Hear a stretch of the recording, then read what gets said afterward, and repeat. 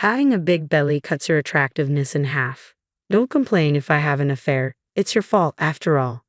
These were the shocking words my husband said to me, half smiling as he looked at my pregnant belly. I stared down, speechless, and he continued his harsh tirade.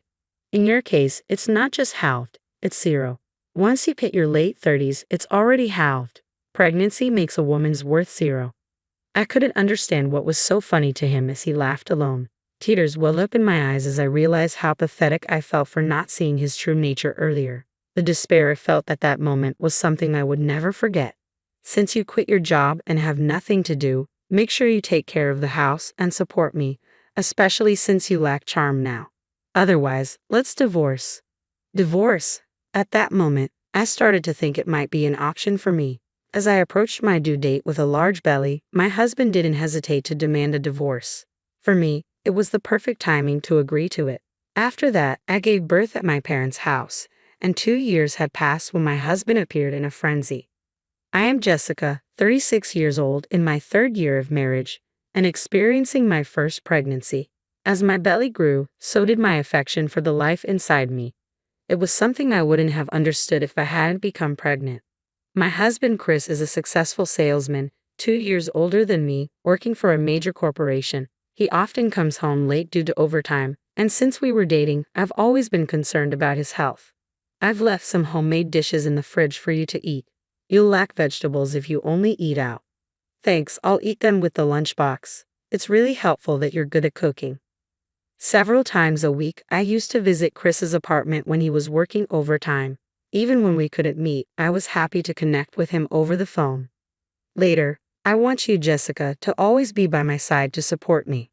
I believe that his proposal was a sincere expression of his feelings.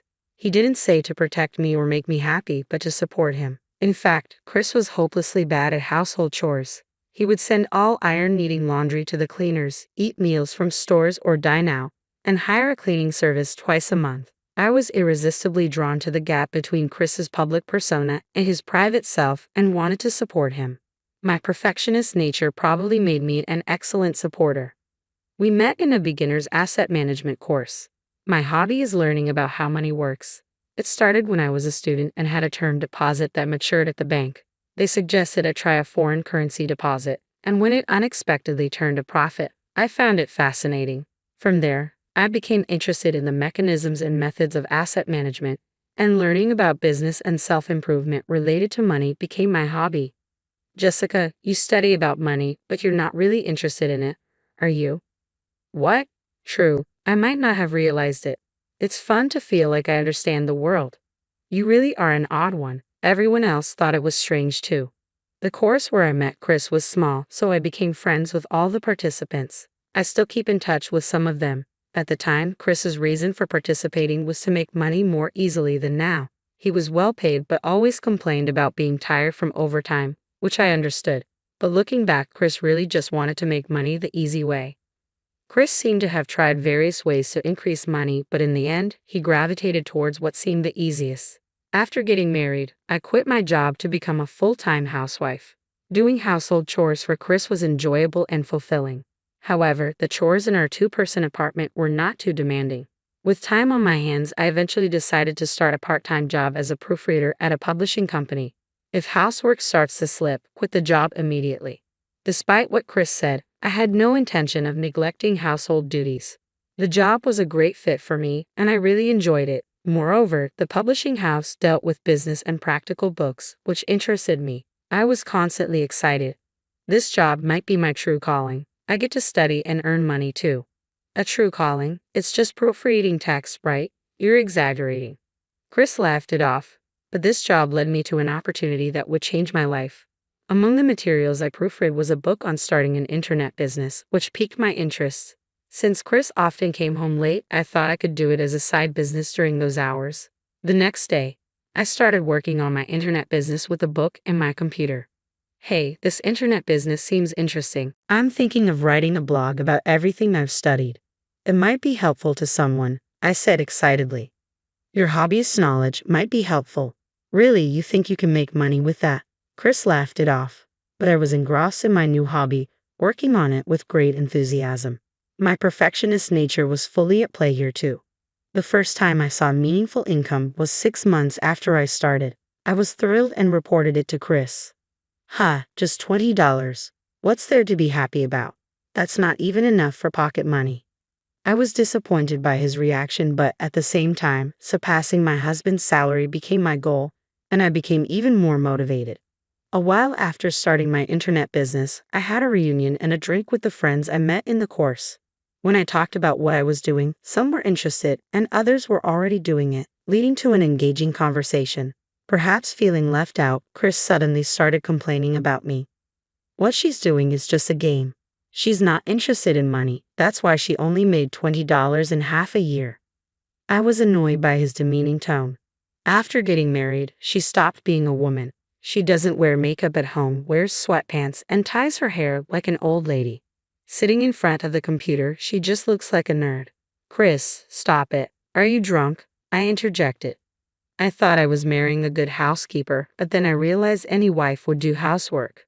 Living off my money and turning into an old lady, I feel deceived. He spoke in a joking manner, but I was deeply hurt. It seemed like all my efforts for Chris were meaningless. Hey Chris, are you drunk? Jessica is still beautiful, everyone. Chris is getting a bit too drunk. Maybe it's time to wrap up, Mr. Hanson, the organizer said, noticing my teary eyes. I was so emotional that I couldn't sleep that night. From the next day, I started to dress up more even at home, but in hindsight, that might not have been a good thing. After marriage, Chris demanded more care from me and occasionally made sarcastic remarks or spoke harshly. I once tried to resist, saying, "Take care of yourself. It's your fault that I turned out like this, you know. Take responsibility and look after me to the end. After all, that's pretty much the only thing you're good for."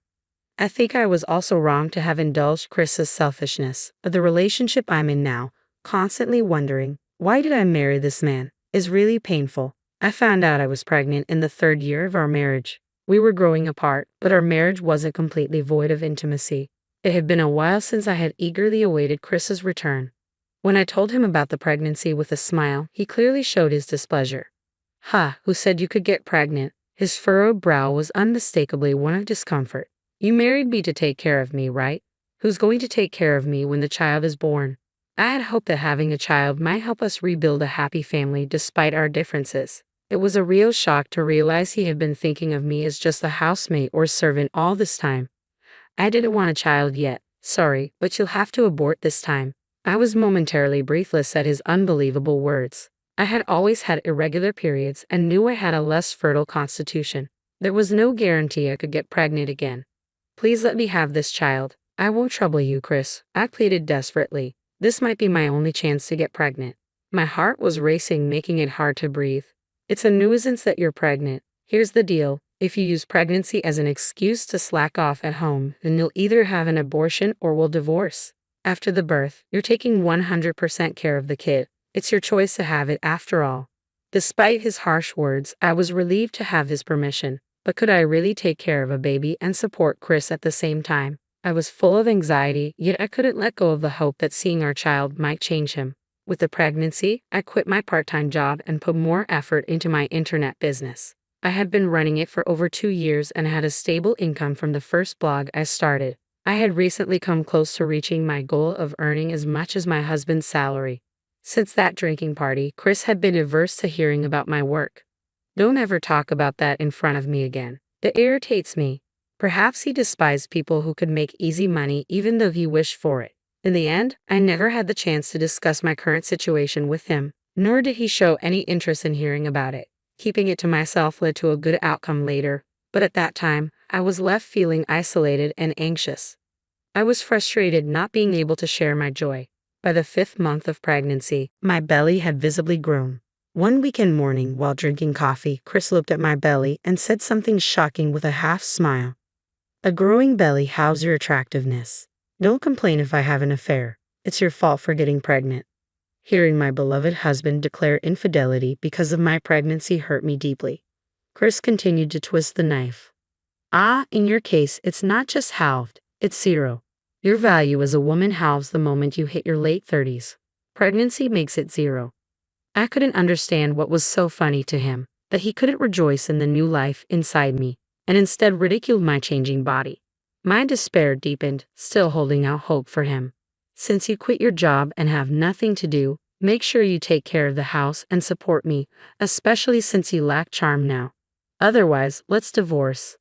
Divorce? This must be Chris's true nature. I felt so pathetic for not realizing it before we got married. Divorce started to seem like a real possibility. Having quit my part-time job to focus on my internet business, I now easily earned more than Chris's salary. I could live comfortably even if we divorce. After his laughter, as Chris was getting ready to go out, I asked him where he was going. I don't need to tell you, do I?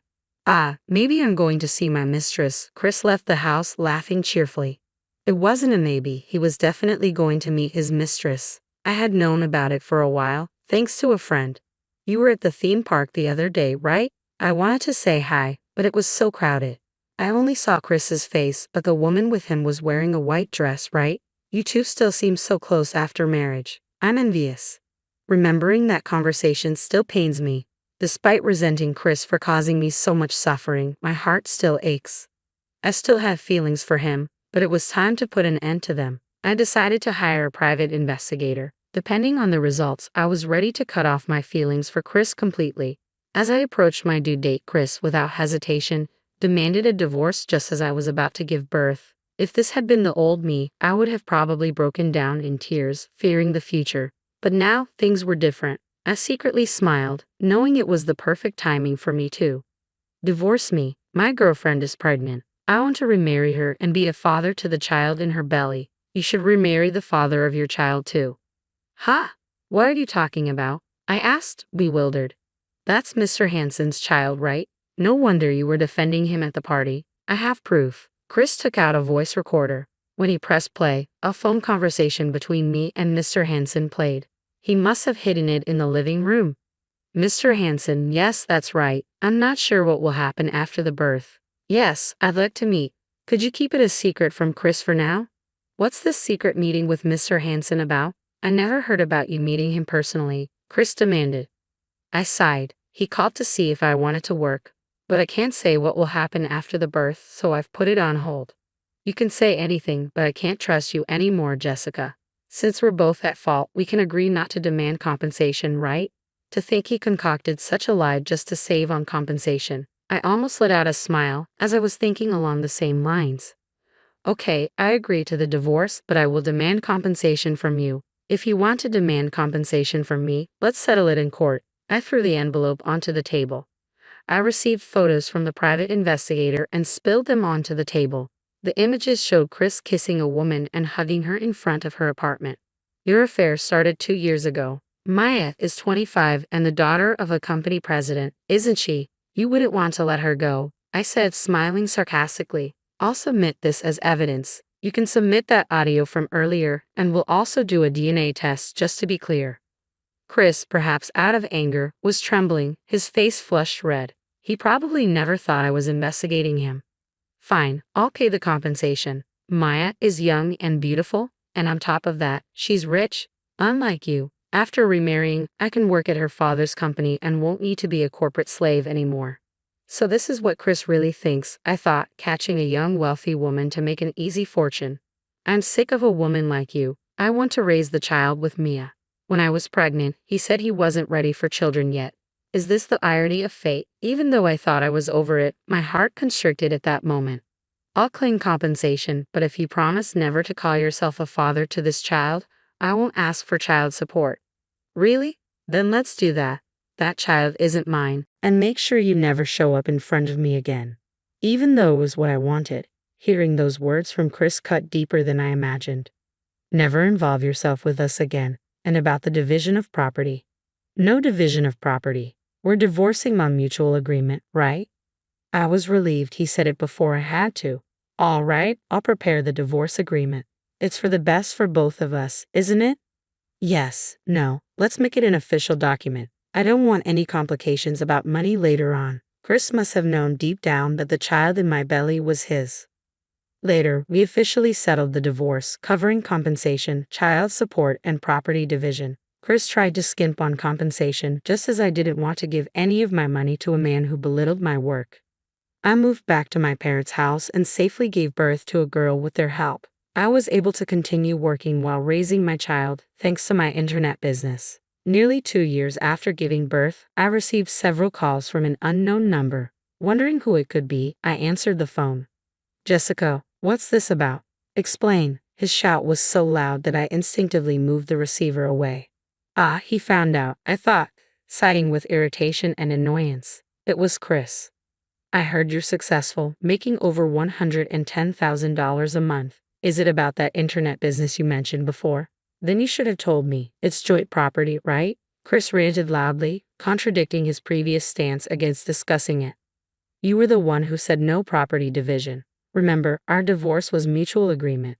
We even made it official with a document, so there's nothing you can do now. I'm really busy. Don't call me again for such nonsense. I responded calmly and hung up. On the other end of the phone, Chris was still ranting, but I refused to engage further. Concerned about my daughter, whom I had left at my parents' house, I called my father the next day. Apparently, Chris had stormed into my parents' house in a frenzy. I was deceived by Jessica. Please let me talk. How can you be so cunning and not feel ashamed as a parent? Jessica, let's talk properly. I won't leave until you come out. Though my father knew what I had told him, he was exasperated by Chris causing a scene at the doorstep. My father handed Chris a note with my whereabouts. Jessica is there. Go talk to her. You're the coward who cheated, destroyed your family, and abandoned your child. Get out of here. If you come here again, I'll call the police immediately. After being sternly rebuked by my father, Chris took the note and left. He probably intended to come straight to the high-end resort hotel. I was staying just a 2-hour drive from my parents' house when the front desk called me as dusk approached. I asked them to tell him to wait in the lounge and leisurely left my room. The view of the sea dyed red by the sunset from the lounge was beautiful. As I sat down in front of Chris, who looked out of place and anxious, I ordered a gin and tonic from the waiter. Why are you in such a fancy hotel? What are you drinking? Chris began, his tone accusatory. Yes, I've finished my work for today. This high-end hotel is my favorite, I answered with a smile. Work? You're making over $30,000 a month now. How is that possible? Were you deceiving me? Chris's voice was tinged with bitterness and disbelief. Deceive you? I told you many times that I was pursuing my internet business. Remember? I replied calmly, recalling his earlier dismissals. Yeah, I heard you made $20, but you never said anything after that. So, I thought you quit. How much were you making before we divorced? Chris's confusion seemed genuine, yet there was an undercurrent of resentment. I almost burst into laughter. Why is he so desperate? I thought to myself. I was already earning more than your salary before we divorced. And no way did I deceive you, I replied firmly, correcting his misunderstanding. Why did I divorce you? I've been so unlucky since, Chris continued, his tone shifting to one of self-pity. Suddenly, Chris started to talk about his current situation, seemingly deflated. Maya can't do housework at all. I thought any woman could handle that. When I get home, she leaves all the childcare to me and goes to sleep first. Unexpectedly, Chris began to praise me. You would never have done that, he admitted, recognizing my efforts in a backhanded way. He seemed to be really struggling.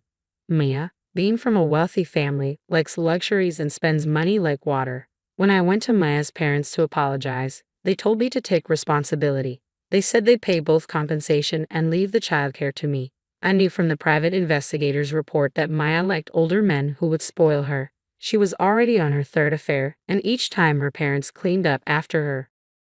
That's how I received a lump sum for compensation.